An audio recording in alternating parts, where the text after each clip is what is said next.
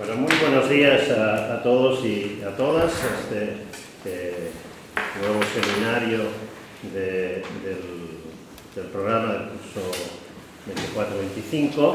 24-25 de la Cátedra de Cultura Jurídica de la Universidad de Girona. Hoy nos acompaña un viejo amigo. Bueno, esto de viejo amigo es feo, ¿no? Un amigo de muchos años, que no es viejo, y un jurista, creo, de referencia en muchas cosas. Tuve la fortuna de compartir muy buenos años y muy buenos momentos de aprendizaje para lo que después es la carrera académica en la Pompeu Fabra con Víctor. En ese momento Víctor había llegado después de hacer una tesis doctoral en Yale y defendió la tesis doctoral también en la Pompeu Fabra y se incorporó como profesor de Derecho Constitucional. Una relación muy intensa, de esas que son poco habituales, porque desgraciadamente en nuestra cultura jurídica las llamadas áreas de conocimiento se convierten en compartimentos estancos que estúpidamente empobrecen el conocimiento del derecho y el estudio del derecho. De tal manera que nadie desde derecho penal lee lo que se escribe en derecho constitucional, nadie desde derecho constitucional lee lo que se escribe en derecho administrativo, nadie de derecho civil lee lo que se escribe en filosofía del derecho privado y así sucesivamente. Y esto desde luego nos empobrece absolutamente a todos. No es el recorrido que ha hecho Víctor en su carrera, sino todo lo contrario. Ha sido alguien que ha transitado entre las fronteras del conocimiento, no solo en la relación personal, sino también incluso en los temas tratados. Pero que quien quiera estudiar, por ejemplo, el principio de taxatividad en derecho penal, aparte de leer a penalistas, sin ninguna duda debería leer a Víctor Farreras. Y quien quiera estudiar los problemas del control de constitucionalidad y su vinculación con los problemas de la democracia, debería también leer a Víctor Farreras.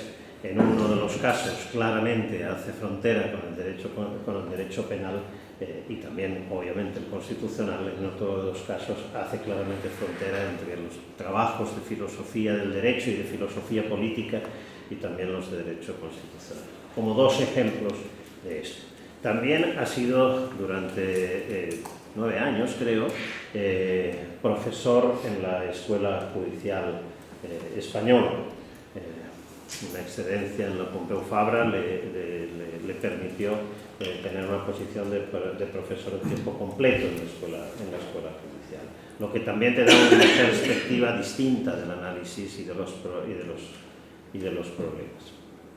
En esas distintas perspectivas y con siempre una pretensión de hacer cosas originales, ha terminado un libro de introducción al derecho para no juristas, con una perspectiva precisamente de intentar explicar de forma divulgativa los problemas del derecho para no juristas y además de forma transversal los problemas de las distintas disciplinas, digamos. Y esto es lo que nos puso en contacto hace unos meses y en parte también lo que nos va a permitir que hoy hable él y compartamos después el debate sobre la sistematicidad del derecho, sobre la enseñanza del derecho, sobre cómo debería afrontarse la enseñanza del derecho, que me parece que es algo que en los años que vienen va a aplicarse aquello de renovarse o morir, digamos, porque tenemos un muy fuerte riesgo de que finalmente tengamos lo que nos merecemos, es decir, que las facultades de derecho tengan la puerta cerrada. Porque como sigamos enseñando el derecho simplemente de forma estanca en las distintas disciplinas y haciendo que los estudiantes se memoricen eso, que mucho mejor puede hacer la inteligencia artificial, simplemente seremos absolutamente inútiles.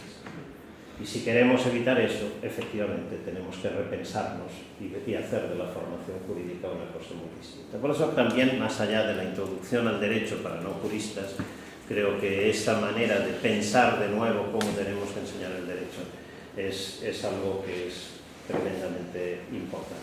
En fin, no quiero tomar más tiempo. Víctor, muchas gracias por venir, por visitarnos por primera vez para un seminario en Girona, te lo agradezco muchísimo y estamos todos ávidos de escucharte. Muchas gracias. Bueno, realmente es un placer, un honor estar aquí y ha dicho bien Jordi que somos viejos amigos, porque una vieja amistad quiere decir que es una amistad que dura, ¿no? Con lo cual me parece que está muy bien utilizado el adjetivo. Efectivamente fueron unos años muy bonitos que compartimos en la Universidad Pompeu Fabra cuando los dos estábamos empezando nuestra andadura académica, ¿no? Y entonces compartimos muchas horas y yo tuve la suerte de asomarme al área de filosofía del derecho. Yo no iba a hacer carrera, digamos, en esa área, iba a hacer carrera en derecho constitucional, pero siempre pensé que había que tener una mente muy abierta y especialmente escuchar a los filósofos y teóricos del derecho. Y tuvimos los dos la suerte que en ese momento en la Pompeu pues había una vida, digamos, también la hay ahora, ¿no? Pero en ese momento especialmente, ¿no? Había una intensidad académica, intelectual muy grande en ese campo. Entonces, esa vieja amistad la mantenemos. Me ha gustado mucho la introducción porque últimamente cuando se presenta a alguien se dice, bueno, como esto está ya en la nube lo podéis buscar quién es este señor, y a uno le gusta que digan un poco quién es. Entonces me ha gustado mucho, ¿no? Pues que sabéis alguna obra que he publicado, pues esto está bien, ¿no? Te felicito porque últimamente, digamos, salvo que uno sea muy famoso y entonces se puede decir, bueno, no hace falta que le presente porque ya conocéis la obra. Cuando uno no es famoso, a uno le gusta que le digan un poco en público que ha publicado, o sea que muchas gracias, Jordi. Y de algún modo la conferencia mía, conferencia o ponencia o lo que sea, va a ser, digamos, de algún modo ya preparada por lo que ha dicho Jordi, porque exactamente lo que voy a defender es lo que Jordi estaba diciendo en su presentación. O sea que creo que vamos al abismo si mantenemos esta fragmentación tan grande en la forma en la que enseñamos derecho y en la forma en que practicamos derecho. Entonces, un poco, ese va a ser un poco el tema, la palabra clave de mi intervención. Entonces, como ha anticipado Jordi, efectivamente estaba escribiendo un libro de introducción al derecho que me ha permitido repensar el derecho y cómo formar a los estudiantes en derecho y cómo practicar el derecho. Entonces, tengo algunas ideas muy poco desarrolladas y por eso un seminario como este, con personas como vosotros, es el lugar adecuado para poner a prueba algunas de las intuiciones y ver pues, qué puntos débiles hay, ¿no? Por tanto, disculpad si veis que en el tono que voy a utilizar se refleja una cierta provisionalidad en lo que voy a decir. Bien, la pregunta es, bueno, ¿cómo formamos a las personas en derecho? ¿Cómo practicamos el derecho? Y la primera cosa que quiero enfatizar es que efectivamente vivimos en un mundo donde la especialización es inevitable y es muy acusada. Es decir, la división del trabajo intelectual existe en todas las esferas, en derecho también, y seguramente es imposible, digamos, neutralizar eso completamente. Es obvio que hay muchas ventajas en el cultivo especializado de una particular rama o sector del derecho. Pero claro, como es conocido, ¿no? Los árboles puede ser que nos impidan ver el bosque, ¿no? Al mismo tiempo que practicamos, digamos, una cierta especialización, hemos de mantener en la cabeza la visión sistemática, la visión panorámica del derecho. Y esa es un poco la pregunta. ¿Cómo combinamos, cómo equilibramos la especialización con la visión sistemática del derecho? Para no caer en eso que el filósofo José Ortega y Gasset, ¿no? Denominaba la barbarie del especialismo, ¿no? La barbarie de ser especialista en algo y desconocer completamente el resto del mundo en el que ese algo se inserta. Entonces, lo primero que voy a hacer es observar cómo distintas culturas jurídicas buscan este equilibrio entre especialización y visión sistemática del derecho de diversas maneras, ¿no? Y me voy a centrar en el common law, en el civil law, y voy a poner el ejemplo de Estados Unidos para ilustrar el common law y España como ejemplo de país que pertenece a la tradición del civil law, y ver cómo lo hacen, ¿no? Para luego sacar alguna enseñanza, y algo positiva y negativa, de cada una de estas culturas. Entonces empecemos con los Estados Unidos, ¿no? Entonces, lo primero que hay que observar es que en el caso de los Estados Unidos, la organización de los tribunales tiende a una especialización relativamente baja en comparación con lo que ocurre en un país del siglo como España. Ciertamente hay tribunales especializados, pero en la cúspide tenemos una Corte Suprema que es generalista, que conoce de todo tipo de casos, que viene de todos los rincones del ordenamiento jurídico. Es verdad que hay una proporción muy alta de casos que son resueltos por la Corte Suprema de los Estados Unidos, que son de naturaleza constitucional, ¿no? Como sabéis, son pocos los casos que decide cada año la Corte Suprema, menos de 100. De las últimas estadísticas que tenemos, podemos decir que aproximadamente 1/3 de esos casos son de índole constitucional. Algún autor, como Posner, ha dicho que el problema de que la Corte Suprema se dedique un porcentaje importante, de 1/3, a casos constitucionales, tiene un problema, y es que hay muchas áreas del derecho que no están bien atendidas por la Corte Suprema. Porque hay muchos problemas que se plantean en todos los rincones del ordenamiento que están sin resolver porque no ha llegado todavía un caso a la Corte Suprema que la Corte Suprema haya decidido admitir y que le haya dado pie para, digamos, especificar cuál es la respuesta a esa pregunta. Y también dice Posner que el hecho de que sean pocos los casos que están llegando a la Corte Suprema de esferas que no sean la constitucional, pues lleva a la Corte a dictar sentencias en las que se sientan unas reglas jurisprudenciales muy categóricas, ¿vale?, que no permiten mucho margen de apreciación a los jueces de los tribunales inferiores, ¿no? Y que eso es contrario a la lógica del campo. Bueno, esta crítica de Posner está bien, pero estamos hablando de que 1/3, más o menos, de los casos son de naturaleza constitucional. Quiere decirse que 2/3 son de derecho ordinario. Por lo tanto, cuando alguien dice, no, la Corte Suprema de los Estados Unidos es una especie de tribunal constitucional, eso es erróneo. Es el Tribunal Supremo en derecho federal, y eso incluye la Constitución Federal y el resto de la legislación federal. Entonces es un tribunal generalista. Y por lo tanto, en la cúspide se ve el ordenamiento de manera más o menos panorámica. Estos jueces de la Corte Suprema, pues, un día resuelven un caso de derecho fiscal, otro día de derecho laboral, otro día de derecho procesal, entonces constantemente tienen que decidir casos muy diversos, se familiarizan con la totalidad de los sectores que componen el derecho de los Estados Unidos. Por lo tanto, un primer factor a tener en cuenta es que la Corte Suprema es generalista. Luego hay otra institución en el plano académico que me parece interesante destacar, que es el Faculty Workshop. En las grandes facultades de Derecho de los Estados Unidos, bueno, las grandes y las no tan grandes, en realidad es una práctica bastante habitual, cualquiera que sea la calidad de la facultad de Derecho, existe el Faculty Workshop. El Faculty Workshop consiste en una reunión de los profesores de esa facultad, típicamente cada 15 días, en los que alguien, sea un profesor de la facultad, sea un profesor invitado de fuera, presenta un paper que es un work in progress, un trabajo que se está todavía desarrollando, no es un trabajo acabado, ¿no? Entonces, hay naturalmente workshops especializados, puede haber pues, un workshop de derecho de propiedad intelectual, ¿no? Pero el más importante de los workshops, ese al que se espera que todos los miembros de la facultad acudan, es el generalista. Y ahora se produce ahí un intercambio muy interesante. El paper puede ser de derecho fiscal, pero ahí están profesores de todas las áreas. Entonces, el paper está escrito ya sabiendo que el público no es especialista en derecho fiscal.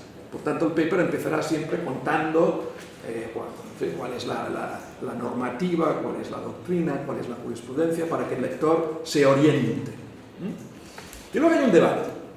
Claro, en ese debate, pues si el tema era fiscal, pues se supone que los especialistas en derecho fiscal van a tomar la palabra y van a mostrar de algún modo sus conocimientos, ¿no? Pero a mí siempre me ha parecido que el momento más interesante es cuando toman la palabra los no especialistas en derecho fiscal. Cuando un penalista, ¿no?, dice, ya, me ha gustado mucho su paper, yo no soy fiscalista, no sé si he entendido bien el paper, pero tengo la siguiente pregunta. Y esa pregunta suele ser aguda e interesante. A veces la pregunta es, bueno, en derecho penal, o en derecho administrativo, o en derecho laboral, o en derecho de la propiedad intelectual, tenemos la doctrina X para resolver el problema P. Y me pregunto si esa doctrina quizá se podría aplicar para resolver este problema de derecho fiscal que usted nos ha comentado. Lo de ese intercambio entre el experto y el no experto no deja de ser un intercambio socrático, en el sentido de que el no experto es el Sócrates que dice yo no sé nada de derecho fiscal, pero tengo esta pregunta para usted. Y eso siempre me ha parecido extremadamente enriquecedor.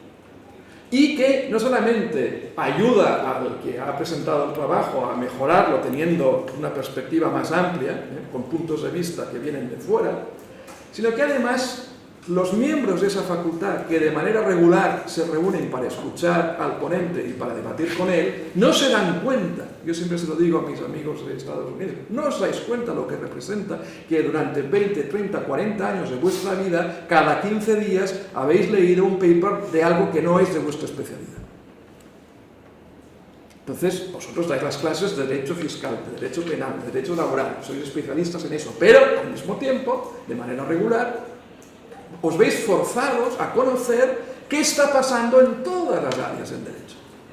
Bueno, esa institución me parece importante. También hay que indicar que las revistas de derecho tradicionalmente han sido también generalistas. Por decir algo, la Harvard Law Review no es una revista de derecho constitucional o penal o procesal, es una revista jurídica de todo. Y en los viejos tiempos, claro, cuando uno recibía, un profesor de Estados Unidos recibía la Harvard Law Review, pues se veía forzado a conocer la existencia de artículos sobre temas que no son de su especialidad. Luego podía leerlos o no, pero como mínimo tenía noticia de que hay un artículo sobre tal ley nueva que dice no sé qué, ¿vale? Claro, esto ha cambiado porque hoy día nadie recibe el ejemplar físico de la Harvard Law Review. Alguien está investigando y busca por medios electrónicos los artículos que le van bien para el trabajo, con lo cual la especialización inevitablemente lleva a que uno solo lea los artículos que son relevantes para lo que está trabajando. Y por eso el Faculty Workshop es todavía más importante hoy día, porque por razones de la tecnología electrónica que utilizamos en nuestra investigación, nos especializamos, no tenemos contacto con artículos de otras ramas del derecho, como mínimo, cada 15 días estamos en ese workshop y vamos a tener noticia de lo que está pasando en otras esferas jurídicas. Entonces, esos dos factores, el que la Corte Suprema sea generalista y que en las facultades de Derecho exista el Faculty Workshop, que es generalista, son dos piezas importantes a tener en cuenta. Hay otra característica del Common Law que de algún modo matiza y contrarresta lo que estamos viendo, que es, como todos sabemos, en el Common Law el protagonista es el juez, no el profesor. Mientras que en el Civil Law, como luego veremos, el protagonista es el profesor y no el juez.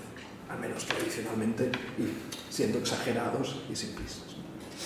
En el Common Law, lo que no se litiga no existe en la formación jurídica. O sea, el protagonismo del caso es tal que el derecho que se explica en las facultades es el derecho que ha sido objeto de controversias judiciales. Y eso tiene su lado negativo, ¿vale? Porque se pierde la visión sistemática del derecho, porque el derecho litigado es solo una parte del derecho existente. Y para tener una visión de conjunto hay que explicar el derecho litigado y el derecho no litigado.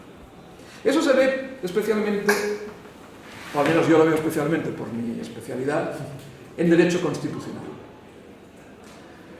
No exagero si digo que prácticamente no hay ningún alumno en las facultades de Derecho de Estados Unidos que haya leído la Constitución de los Estados Unidos de arriba abajo.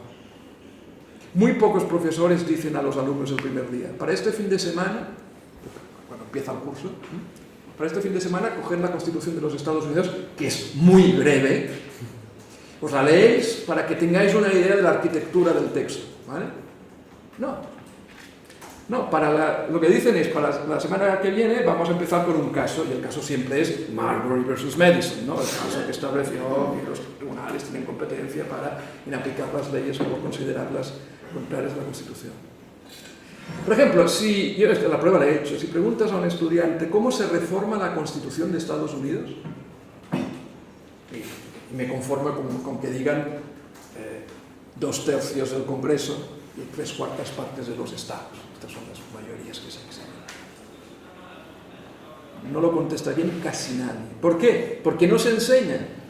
¿Y por qué no se enseña? Porque el artículo 5, que es el que regula la reforma constitucional, nunca ha dado pie a ningún caso.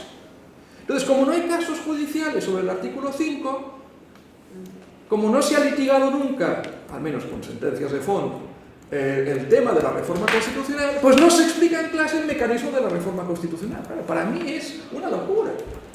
Porque yo lo que hago cuando explico derecho constitucional en España es, desde luego, decir a los alumnos que se lean por encima la Constitución española, y poco pasa antes de explicar que la rigidez constitucional es básica para entender la supremacía de la Constitución, y que la rigidez consiste en que la Constitución solo se puede reformar siguiendo un procedimiento distinto y más complicado que el procedimiento legislativo ordinario, y que en el caso de la Constitución española, pues esa rigidez consiste en lo que sea.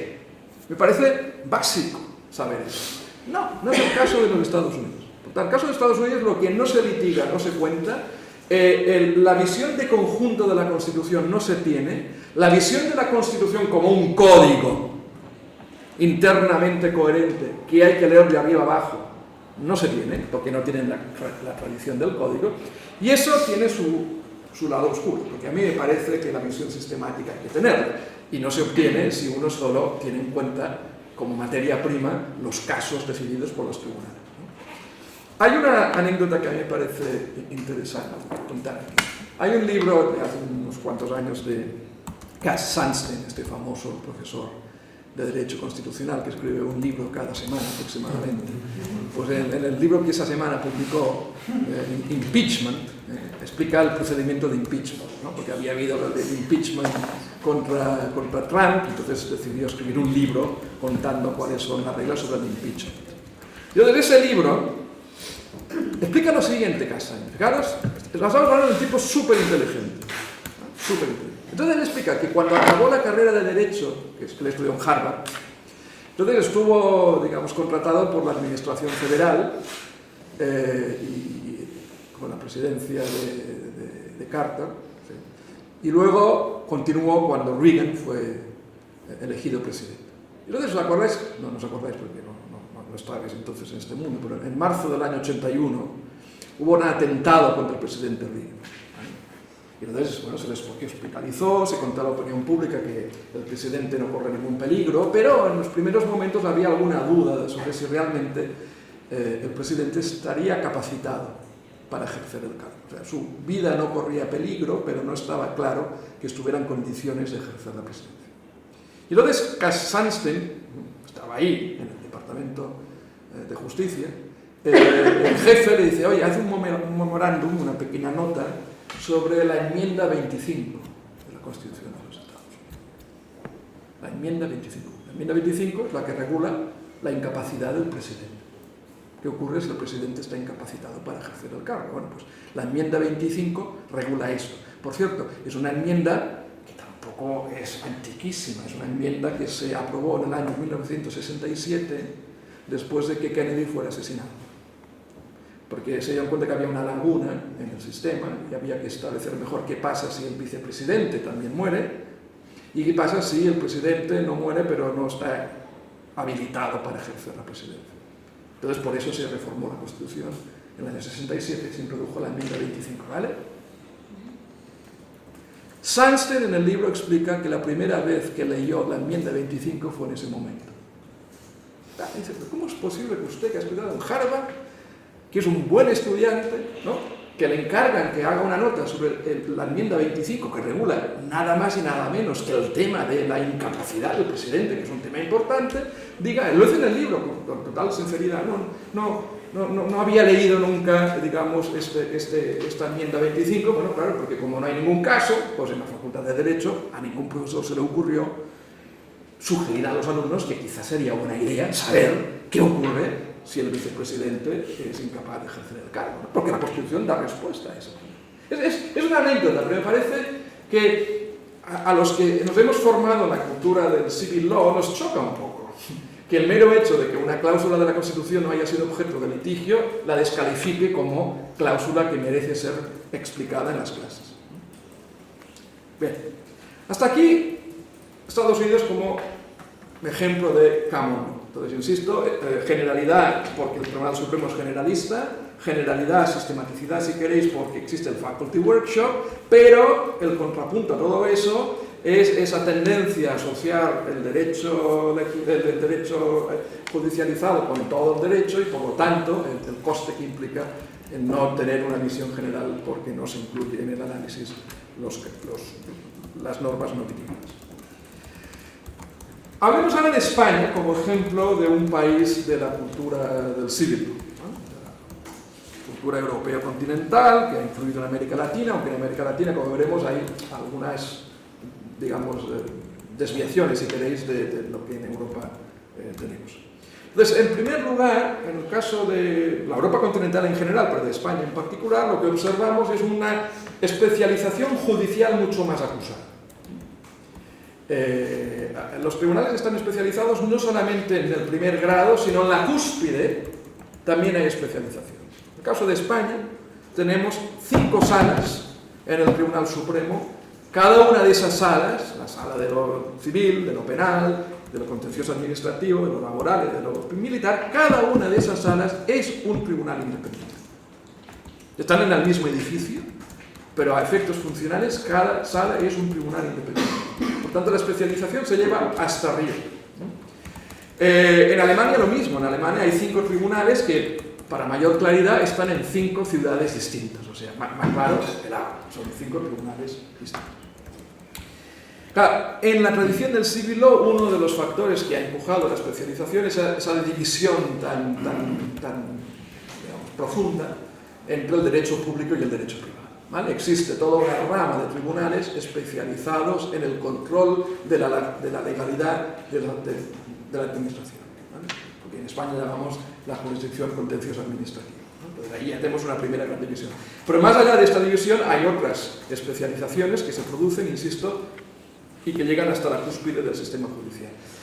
Decía antes que en América Latina esto no es siempre así. Por ejemplo, en el caso de Argentina, ¿no? Uno puede decir, y me corregiréis los que aquí conocen mejor la Argentina que yo, pero uno podría decir que la Corte Suprema de Argentina se parece mucho más a la Corte Suprema de Estados Unidos porque tiene capacidad para conocer de casos de todo tipo, en comparación con el Tribunal Supremo de España, que está dividido en 5 salas, cada una de las cuales actúa, opera en la práctica como un tribunal independiente. Por tanto, hay variedades dentro del civil law, pero en el caso de la Europa continental vemos una especialización muy acentuada. En el plano académico no tenemos los faculty workshops de los que antes estaba hablando, ¿no? La especialización también es muy alta en el mundo académico. Es lo que estaba diciendo Jordi en su presentación. La Facultad de Derecho se divide en áreas, hay equipos de investigación en cada área es un mundo aparte. Quizá hay alguna facultad de Derecho donde se hagan faculty workshops. En la Pompeu Fabra lo estamos intentando, una vez al trimestre tenemos un faculty workshop, pero bueno, eso es nada en comparación con que cada 15 días hay un faculty workshop, ¿no? Y además no leemos papers, simplemente invitamos a alguien y ya está, pero la cosa es leer un paper y entablar una conversación a propósito del paper con el ponente. No sé si en Girona hay algo parecido, tampoco, ¿no? O sea, yo creo que la tendencia general en España, y creo que en muchos otros países europeos lo mismo podríamos decir, hay una especialización muy grande. Hay una especialización. Pero en cambio, y aquí viene el contrapunto, en cambio sí podemos observar en la tradición del civil law una ambición hacia la sistematicidad mucho más profunda que en el campo. ¿Por qué? Por el hecho, como decía antes, de que el gran protagonista históricamente del civil law es el profesor, no el juez. Por tanto, es el profesor, ¿verdad?, el que conoce la materia prima, lo que llamamos la parte especial de la asignatura del derecho civil, del derecho penal, del derecho administrativo, que la conoce, y a partir de esa parte especial construye la parte general. ¿Vale? Los grandes principios, los grandes conceptos que uno tiene que tener en la cabeza para entender la parte especial, ¿no? Esto se ve en derecho penal clarísimamente, ¿no? Antes de empezar a leer los artículos del Código Penal que establecen los distintos delitos, hay que tener una idea clara sobre qué es un delito, cuáles son las condiciones que se tienen que reunir para que algo sea un delito y cómo funcionan las causas de justificación, de exculpación, todo eso. Esa parte general es básica para entender la parte especial. ¿Y quién elabora esa parte general? Los profesores, ¿no? Y derecho civil lo mismo. Antes de empezar a estudiar el contrato de depósito y el contrato de mutuo hay que tener una teoría general del contrato, ¿vale? Y en derecho administrativo, antes de empezar a contar pues, cuál es la legislación en materia de aguas, hay que tener una teoría general del acto administrativo. Entonces, la impronta profesoral se nota y las partes generales son el reflejo de esa impronta profesoral y por lo tanto ahí tenemos, digamos, en esta tradición del civil law, un factor positivo si nos gusta la sistematicidad, que es esa influencia tan notable de los profesores. Pero tengamos en cuenta que esa sistematicidad es micro, no es macro. Es decir, en el campo del derecho civil hay sistematicidad. Pero eso no quiere decir que el civilista esté dialogando con un penalista o con un laboralista o con un administrativista, ¿no? Como censuraba Jordi en su presentación, ¿vale? Por tanto, hay sistematicidad en un sector. No hay sistematicidad completa, no hay macrosistematicidad, es microsistematicidad. Voy a poner un ejemplo de algo que, por razones más o menos contingentes, me ocupa un poquitín. No de darle respuesta, pero sí de hacerme la pregunta. Y permitirme un pequeño excursus o nota a pie de página, simplemente para ilustrar eso, ¿no? En derecho constitucional y concretamente en la teoría de los derechos fundamentales tenemos en muchos países el principio de proporcionalidad, ¿no? Decimos una restricción de derechos fundamentales está justificada si esa restricción sirve para lograr un objetivo legítimo, ¿no? Entonces tiene que haber una relación de adecuación entre esa medida restrictiva y el objetivo y además esa medida tiene que ser necesaria, no hay una alternativa más suave que nos permita lograr el objetivo y tiene que ser proporcionada, ¿vale? Los beneficios que obtenemos al conseguir ese objetivo compensan el coste que representa restringir un derecho fundamental, ¿vale? Este es el principio de proporcionalidad con las tres etapas, ¿no? De adecuación, necesidad, proporcionalidad en sentidos. Pregunta. Alguien podría decir, un momento, esta medida restrictiva ciertamente es adecuada para lograr el objetivo, no hay una alternativa a ella y puede ser proporcionada, pero un momento, indemnícenme a mí por la restricción. O sea, la restricción se justifica, pero tiene que ir acompañada de una indemnización, porque si no, en realidad la medida no es necesaria, porque hay una alternativa más suave, que es la misma medida, pero con indemnización, ¿vale? Bueno, este problema no se puede resolver estando en un área de derecho constitucional solito, sin llamar a la puerta de los que se dedican al derecho de daños. ¿Cómo se puede dar respuesta a esta pregunta sin saber el derecho de daños cómo funciona? Y al mismo tiempo los que están dando derecho de daños no se han dado cuenta que tienen recursos en sus manos para ayudar a los que en derecho constitucional se están preguntando cuándo una medida restrictiva de derechos debe ser indemnizada. Y si esto parece muy abstracto, seamos más concretos. Hay indicios criminales contra usted. Hay indicios para pensar que usted se fugará. Como medida cautelar le metemos en la cárcel. Luego hay un juicio y se absuelve a la persona y se demuestra, vamos a poner el caso extremo, se demuestra que la persona es inocente. ¿Estaba justificada la prisión provisional? Sí. Pregunta, ¿hay que indemnizar a la persona por el tiempo que pasó en la prisión provisional? Pues en España no está clara la respuesta desde el punto de vista del derecho constitucional, ¿vale? La legislación permite una indemnización, pero no está claro si la Constitución exige que se indemnice. Bueno, yo no sé la respuesta a esa pregunta, pero me parece que para dar una respuesta a esa pregunta uno tiene que integrar los conocimientos de derecho constitucional con los conocimientos de derecho de daños, los conocimientos del derecho administrativo en materia de expropiaciones, ¿vale? Y todo eso armarlo de manera integral, ¿no? Es simplemente un ejemplo de muchos que podría poner de cómo es imposible dar respuesta a preguntas difíciles sin poner en diálogo a personas que están trabajando en áreas distintas. Por tanto, aunque en el civil law es verdad, por la influencia de los profesores tendemos a la sistematicidad, no deja de ser una sistematicidad centrada en un campo, no la sistematicidad general del sistema. Bien, paso ahora a hacer alguna reflexión sobre el papel del Tribunal Constitucional. Y luego, ya un poco para... ¿Cómo vamos a tiempo? También tengo como que 20 minutos quizá, o más. Alguna reflexión entonces sobre cómo deberíamos afrontar la formación de los juristas y por tanto de los estudiantes en las facultades de Derecho. Entonces, sobre el Tribunal Constitucional, ¿qué se suele decir sobre el Tribunal Constitucional? Sabéis que el Tribunal Constitucional es una institución típicamente europea que algunos países latinoamericanos han incluido, pero digamos nació en Europa, el gran teórico es Kelsen, y es el tribunal que existe, entre otras cosas, para determinar si una ley dictada por el Parlamento es o no contraria a la Constitución. ¿Qué se suele decir del Tribunal Constitucional?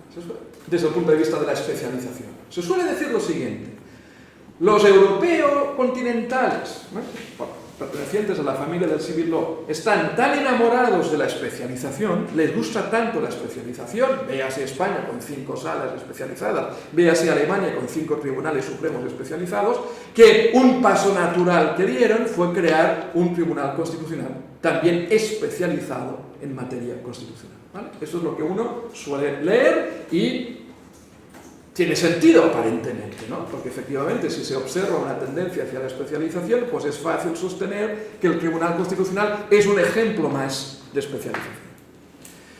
Yo lo que quería discutir aquí, lo podemos luego en el momento de hacer las preguntas elaborarlo, quiero discutir esa idea. Es verdad que el Tribunal Constitucional está especializado en cierto sector del ordenamiento, ¿vale? Todo lo que tiene que ver con la organización del poder, ¿vale?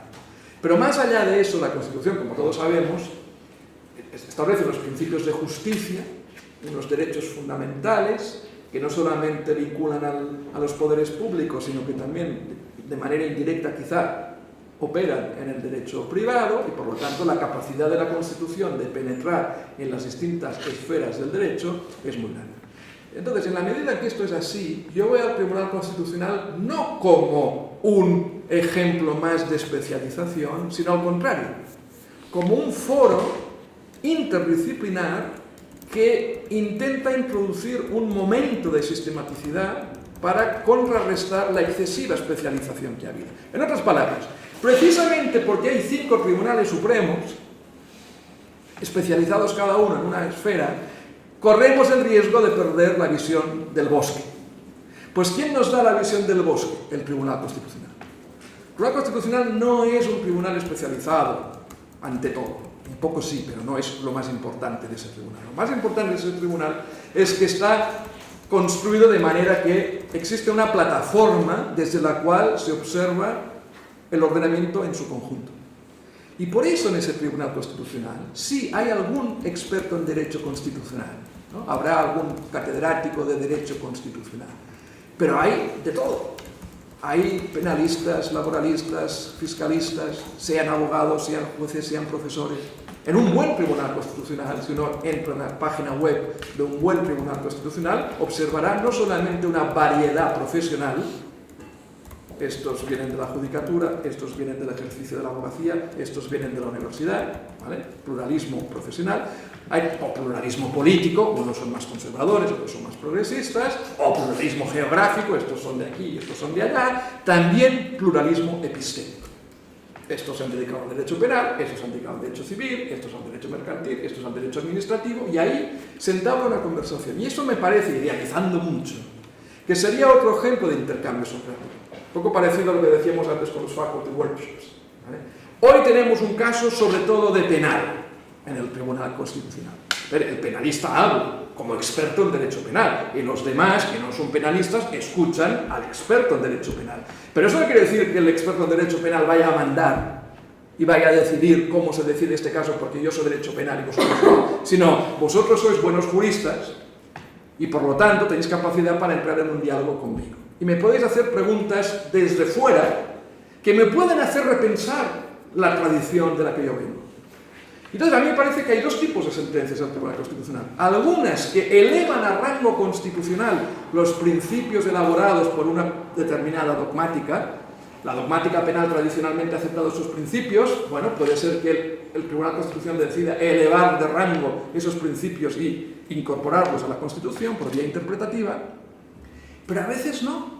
A veces lo que ocurre es que con la Constitución en la mano se matiza, se pone freno a algunas doctrinas que pues en derecho civil se habían mantenido, pero que no encajan con los valores constitucionales.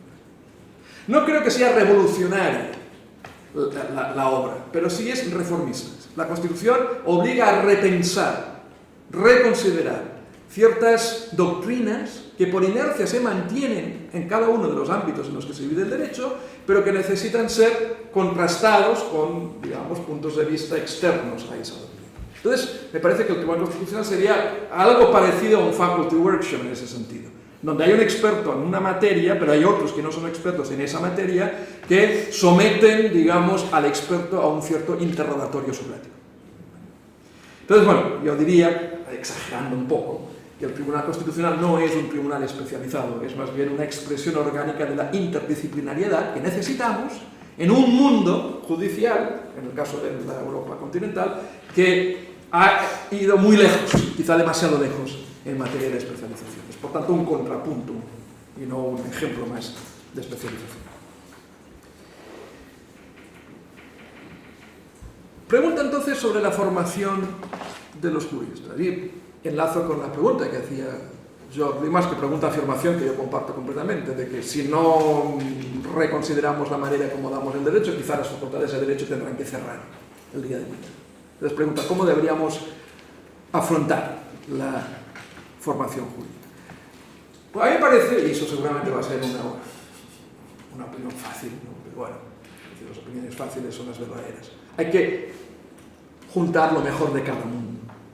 Coger lo mejor del common law, lo mejor del civil law, y juntarlo, ensamblarlo para tener la formación óptima. ¿Qué se puede sacar de bueno del common law y qué se puede sacar de bueno del civil law? Bueno, del common law, por la impronta judicial de ese mundo, me parece claro que una de las grandes cosas del common law es que los jueces saben redactar sentencias. Una de las grandes fortalezas del sistema del common law es la calidad del razonamiento judicial. Uno puede estar de acuerdo o no con la sentencia, uno le puede parecer demasiado conservadora, demasiado progresista esta sentencia, el Tribunal Supremo actualmente pues está siendo objeto de críticas muy legítimas, pero eso no quiere decir que las sentencias que esté dictando el Tribunal Supremo de Estados Unidos no sean de alta calidad. Están muy pensadas. ¿Por qué están pensadas? Porque el juez, no solamente el Tribunal Supremo, el juez de primera instancia, es consciente de que está contribuyendo a la vida del derecho, que no está resolviendo simplemente una controversia, que el papel del juez no se limita a resolver con valor de cosa juzgada una controversia, sino que además está haciendo una aportación a la interpretación y evolución del derecho. A través del sistema de precedentes estamos enriqueciendo el sistema. Por lo tanto, es muy importante que yo, juez, me piense bien qué voy a decir en esta sentencia. Doy la razón a esta persona por el siguiente motivo. Bueno, exactamente cuál es el motivo. Interpreto esta ley de esta manera. Exactamente por qué interpreto de esta manera. Porque lo que voy a escribir yo aquí ahora me compromete. Porque cuando tenga otro caso el día de mañana, estaré ligado con lo que digo yo ahora, por lo tanto tengo que pensar muy bien qué voy a decir hoy. Claro, la visión es muy distinta en un sistema donde, bueno, lo principal que yo hago es resolver un caso. Y luego cuando venga otro caso, pues será otro caso, pero no estoy creando derecho. Como no estoy creando derecho, no hace falta que me obsesione con especificar exactamente la razón en virtud de la cual yo resuelvo este caso de esta manera. Bueno, es una actitud muy distinta, ¿no? Uno puede incluso decir que en el campo no están obsesionados con la motivación, porque claro, crean reglas jurisprudenciales. Y en cambio, en el civil law estamos un poco más desinhibidos a la hora de motivar, porque lo importante es resolver el caso concreto. Y el derecho, digamos, se dice que no depende de la aportación jurisprudencial, ¿no? O se dice que depende muy poco de ella. Entonces, como escriben bien las sentencias, y me parece que en el sistema jurídico del civil law también deberíamos tener jueces que escribieran bien sentencias, ¿por qué?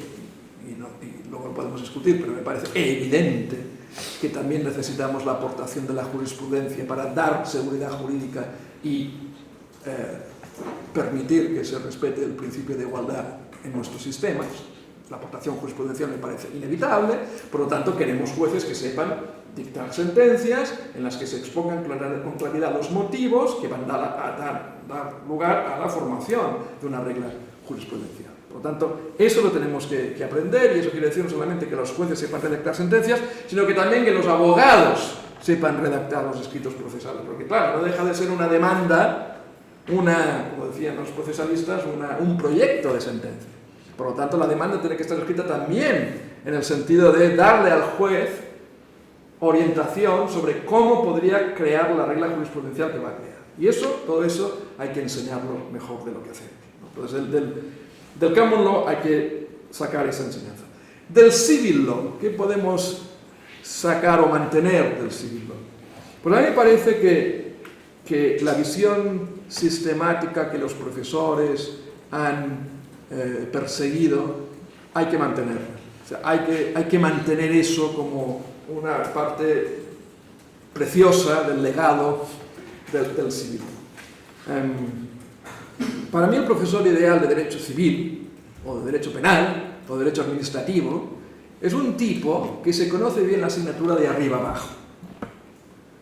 Y luego voy a explicar a qué me refiero. Y eso es algo que estamos perdiendo. Eso es algo que estamos perdiendo. Y en eso voy a ser muy clásico, muy tradicionalista. Deberíamos recuperar la visión del profesor que conoce la asignatura de arriba abajo porque ha escrito sobre los distintos temas que integran la asignatura. Y eso se está perdiendo. Hay una institución aquí en Cataluña, l'ACU, que acredita a profesores, a candidatos a ocupar, digamos, posiciones universitarias, y tiene ocasión de hacer dictámenes sobre candidatos, y es muy frustrante cuando uno ve candidato a ser catedrático de Derecho Constitucional. Muy bien, vamos a ver el currículum, bibliografía, o sea, cuál es la producción de esta persona. El referéndum local en el Estatuto de Autonomía de Cataluña. Bien. Otro artículo. El referéndum local en Italia y España. Un estudio comparado. Bien. Otro artículo. El referéndum local en el proyecto de Constitución Europea. Muy bien. Consultas populares, referéndum local. Diferencias. Bien. Todo el rato es así. ¿Y usted quiere ser catedrático de Derecho Constitucional? No puede ser. No puede ser. Y podría poner ejemplos. No puede ser. No puede ser. No se trata de que usted escriba un artículo o libro sobre cada uno de los temas que integran el programa de Constitución. Evidentemente no. Pero si usted quiere ser catedrático, o si usted quiere ser considerado un buen profesor, a lo largo del tiempo usted tiene que haber cultivado todas las partes del derecho constitucional. Si para simplificar el derecho constitucional español es organización, fuentes del derecho, derechos fundamentales, y si queréis, Unión Europea, ¿vale? Si por un momento decimos que estas son los 4 pilares de la asignatura, bueno, pues algún artículo o libro tiene que haber escrito usted sobre algún órgano, algún artículo o libro sobre alguna fuente, algún libro o artículo sobre algún derecho fundamental y algo haber escrito sobre el derecho de la Unión Europea, ¿sí? Porque si usted, por ejemplo, tiene un artículo sobre el decreto ley, no importa que usted no tenga un artículo sobre la ley orgánica, no importa. Porque usted se ha tenido que meter en el mundo de las fuentes del derecho. Entonces, bueno, usted el panorama de las fuentes lo tiene en su cabeza, se ha centrado en el decreto ley, pero claro, usted ha colocado esta fuente en el sistema de fuentes. Vale, muy bien, usted es capaz de explicar fuentes del derecho. Y si usted no ha trabajado todos los derechos fundamentales, pero ha trabajado la libertad de expresión, pues vale, indirectamente usted conoce el principio de proporcionalidad, las polémicas sobre el principio de proporcionalidad, qué ocurre con la garantía del contenido esencial, ¿sí? Bueno, esto se está perdiendo, Y el derecho civil sería lo mismo, el derecho civil sería el divorcio de tal, y el divorcio aquí, el divorcio, bueno, está bien, y de la enfiteusis, ustedes han hablado, ¿no? Entonces, yo creo que hay que reivindicar, digamos, la necesaria visión de conjunto de los buenos antiguos profesores, ¿no? que se está perdiendo. Otra cosa importante del civil law, o al menos de los países del civil law que yo conozco, y que hay que mantener, es que muchas asignaturas en la carrera son obligatorias, y está bien que lo sean. A mí, y eso es un gran contraste con Estados Unidos. Luego hablaremos de cómo hay que dar esas asignaturas. En un segundo hablaremos. Pero que sea obligatorio derecho internacional público y derecho internacional privado y derecho administrativo y derecho laboral y derecho procesal civil y el penal también, todo eso me parece muy sano. Usted no puede acabar la carrera sin haber cursado nada de las asignaturas que acabo de contar. Increíblemente, en Estados Unidos, ninguna de las asignaturas que acabo de mencionar son obligatorias. No es obligatorio el laboral, ni el administrativo, ni el procesal penal, ni el internacional público, ni el internacional privado. Y eso me parece un déficit. Y se produce, por cierto, una cierta paradoja curiosa. Porque alguien me puede decir, pero el profesor se está contradiciendo porque hace unos minutos hablaba del faculty workshop, ¿no? Y ahora usted está diciendo que en el mundo del civil law, como que tenemos más asignaturas obligatorias. Sí, exacto. Se da la siguiente paradoja. Un buen estudiante de derecho hoy en España tiene una visión de conjunto mucho más clara que el profesor de derecho penal. Porque el profesor de derecho penal ya se ha olvidado de la carrera. Lleva años que no abre un libro de derecho fiscal, o de derecho laboral, o de derecho internacional privado. ¿De acuerdo? Estudió la carrera, se examinó, supo eso. Por suerte lo que aprendemos cuando somos jóvenes queda más o menos en las neuronas, pero digamos que está muy perdido. Está muy perdido. Entonces se produce esta tensión interesante. Los estudiantes buenos de la carrera tienen una visión de conjunto mucho mejor que los propios profesores que se han especializado tanto a lo largo del tiempo que desde luego ellos han perdido esa visión de conjunto que el estudiante tiene. ¿Qué libros deberían entonces utilizarse en las facultades de Derecho? Pues también saquemos lo mejor de cada mundo. Los grandes libros del mundo anglosajón, del mundo del common law, los Cases and Materials. Eso está muy bien. Porque el derecho es mucho más complicado en la práctica de lo que parece. La realidad es mucho más rica de lo que los conceptos, digamos, dogmáticos establecen, ¿no? Y tener que enfrentarse a un caso concreto, entender las especificidades del caso, la complejidad de los hechos, las argumentaciones, y someter al estudiante al test de la coherencia. ¿Te parece bien la sentencia? Sí. ¿Por qué? Porque me convence la razón tal. Bueno, muy bien. Entonces, ¿qué dirías si cambiemos ahora el caso un poquitín? Imagínate que los hechos fueran un poco distintos. ¿Sostendrías la misma tesis? Bueno, esa exigencia de ser coherentes, esa idea de que los jueces tienen que ser cuidadosos porque lo que dicen en sus sentencias va a tener consecuencias para el futuro, esa gimnasia intelectual se hace muy bien en el common law con los libros de casos y materiales. Y eso es algo que hemos incorporado en España muy recientemente, y más bien mal que bien, en los seminarios, digamos, prácticos, donde la idea es que los estudiantes pues, de Derecho Constitucional pues tienen que leerse esta sentencia del Tribunal Constitucional que vamos a discutir en el seminario. Y entonces la idea es que entiendan lo que dice el tribunal, si es que es posible entender lo que a veces dice, y entonces ver, ¿estás de acuerdo, no estás de acuerdo? Hay unos votos particulares que dicen que la mayoría, te inclinas a favor de ellos, ¿no? ¿Por qué? ¿Y qué pasaría si el caso fuera un poco distinto? Todo eso es muy iluminador, muy importante, sobre todo para la práctica profesional posterior como abogado y como juez de esas personas, y eso es algo que el mundo anglosajón tiene mucho más desarrollado. Por tanto, eso es algo que hay que incorporar. Pero al mismo tiempo, y como decía hace un instante, manteniendo la visión sistemática típicamente profesoral que hemos heredado en el civil law. Y en ese sentido, creo que es muy importante no tirar a la basura los buenos manuales de derecho. Es decir, ese profesor que hace un curso de derecho penal, derecho civil, ¿no? que tiene que describe el bosque. Eso es fundamental. Lo que ocurre en España, y no sé, en los países, me gustaría conocer vuestra opinión de otros países, es que los manuales que se hacen leer a los estudiantes, en general, no están bien. Pero no están bien no porque tengan una visión de conjunto, la tienen la visión de conjunto, claro que tienen la visión de conjunto, pero además de la visión de conjunto, te cuentan todos los árboles. Y no hace falta que me cuente todos los árboles, denme la visión de conjunto.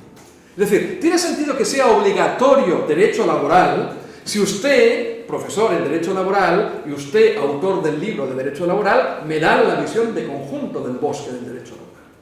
Pero no me aturdan con miles de detalles contingentes que al cabo de unos días ya dejan de existir porque ha habido una reforma legislativa o un cambio jurisprudencial, ¿de acuerdo?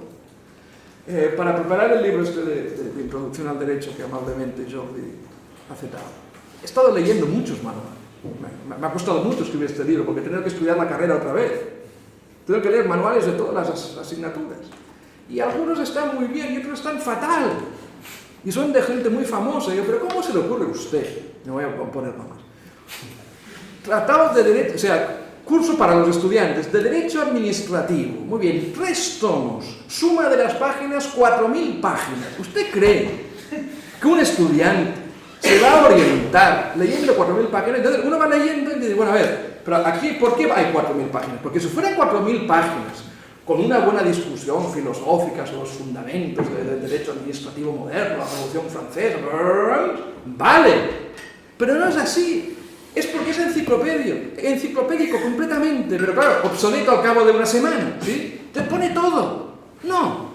Quizá habría que distinguir mucho mejor el tratado o enciclopedia de miles de tomos para los profesionales del derecho, que esto tiene que ser electrónico, ¿vale? Yo tengo este caso, ya no sé, la ley de... Si hay una ordenanza en Girona en materia de aguas, lo voy a buscar, ah, sí, hay una sentencia, vale, muy bien, pero esto no me lo cuente en el curso para estudiantes. O sea, los manuales para estudiantes, manuales, cursos, a diferencia de los tratados o enciclopedias, tendrían que ser mucho más breves. Mucho más breves, pero eso sí, dando la visión de conjunto. Y esa visión de conjunto al final no se da porque queda perdida completamente con tanto detalle. Por lo tanto, yo reivindicaría la necesidad de mantener la tradición de los manuales, pero reconsiderando un poco los términos en que esa tradición se articula.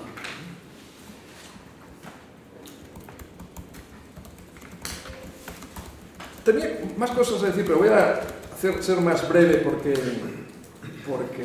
quiero que, digamos, debatamos. Relacionado con esto, claro, una cosa que a mí me preocupa también es qué se pregunta a los alumnos en los exámenes. Y eso para mí también es una buena pregunta que nos tenemos que hacer. Que tiene que ver con qué se cuenta en los manuales y qué se cuenta en las clases con el PowerPoint. Yo en plan de broma digo que debería haber una ley que prohibiera, bajo una pena muy alta de prisión, al profesor que pregunte un plazo procesal en un examen. ¿Qué sentido tiene saber de memoria los plazos procesales?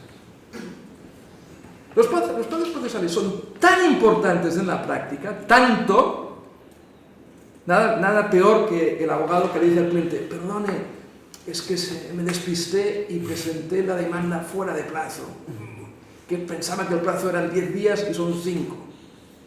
es tan importante el plazo que no hay ningún abogado bueno que no verifique cada vez cuál es el plazo. Entonces, ¿para qué nos quiere usted saber de memoria? Es absurdo. Entonces, yo digo esto en la Pompeu, me imagino, ¿no?, que no hay ningún profesor os va a preguntar un plazo procesal en el examen. Y a veces recibo un correo electrónico, professor, sí, l'altre dia el professor m'ha preguntat el plaç del recurs de reposició quan no... Absurdo. Absurdo. Entonces yo creo que habría que hacer un estudio de qué preguntas se hacen en los exámenes. Del mismo modo, ¿qué se supone que el aspirante a ser juez tiene que memorizar para superar la oposición de judicatura? Yo soy partidario de que el juez tenga en la cabeza el sistema jurídico, desde luego que sí. Soy muy partidario de que los conocimientos hay que tenerlos en la cabeza. No basta con consultar por internet, tienen que estar en la cabeza. Pero los importantes, no los secundarios. Los importantes tienen que estar en la cabeza, los secundarios no. Entonces, bueno, estaría bien rehacer el programa de oposiciones, no porque no sea importante memorizar conceptos, ideas, principios y reglas, que lo es, memorizar eso es importante. Pero claro, que sean relevantes, que sean básicos, que no sean contingencias. Y realmente lo que se supone que el candidato a juez tiene que memorizar es tan tonto, las penas concretas, exactamente las cantidades que la ley de financiación de los partidos políticos establece. ¿Qué importa cuántos euros va a cobrar un partido político? No, esto establece la ley, exactamente cuál es la pena para el delito de falsificación de moneda. ¿Por qué tiene que mostrar el aspirante a juez que sabe de memoria ese dato? Creo que tenemos en la cabeza lo que es una caricatura del civil law, pero el civil law bien canalizado tiene sus ventajas. Entonces, reivindico los manuales, reivindico la memoria, pero de lo relevante. Por último, un papel muy importante para los teóricos y filósofos del derecho en esta, digamos, llamada a la sistematicidad.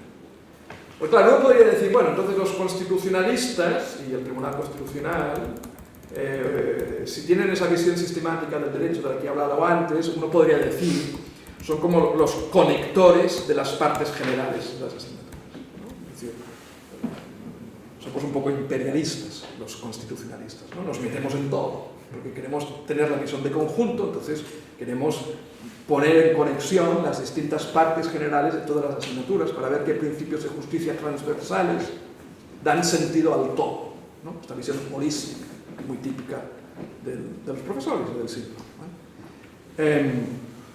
Y ahí los filósofos tienen un papel muy importante, porque claro, los constitucionalistas, los que nos dedicamos a la doctrina constitucional, no podemos ir solos por el mundo ensamblando las partes generales para buscar los principios de justicia, digamos, y los conceptos básicos que permiten dar unidad a todo eso. Necesitamos ir acompañados de los filósofos y teóricos del derecho.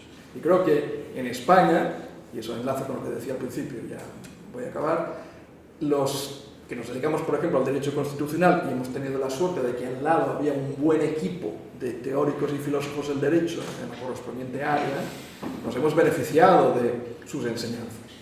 Y hay dos enseñanzas, y creo que una está muy bien desarrollada, otra menos, que habría que poner de manifiesto. Una es la enseñanza en lo que es los conceptos básicos.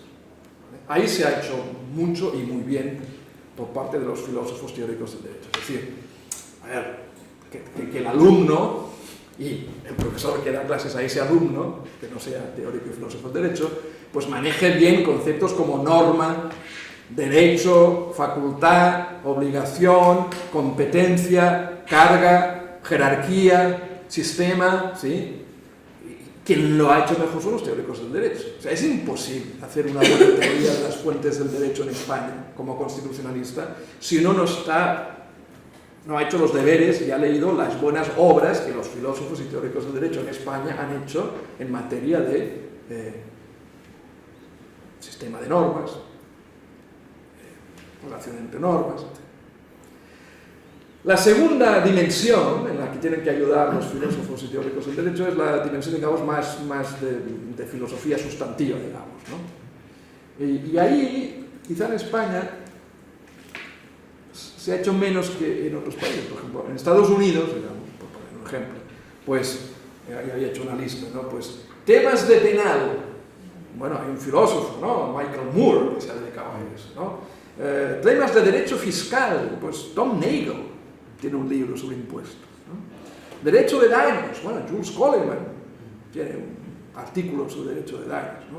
Contratos, ¿no? Una filósofa muy importante, Shanna Schifrin, tiene artículos sobre derecho de contratos.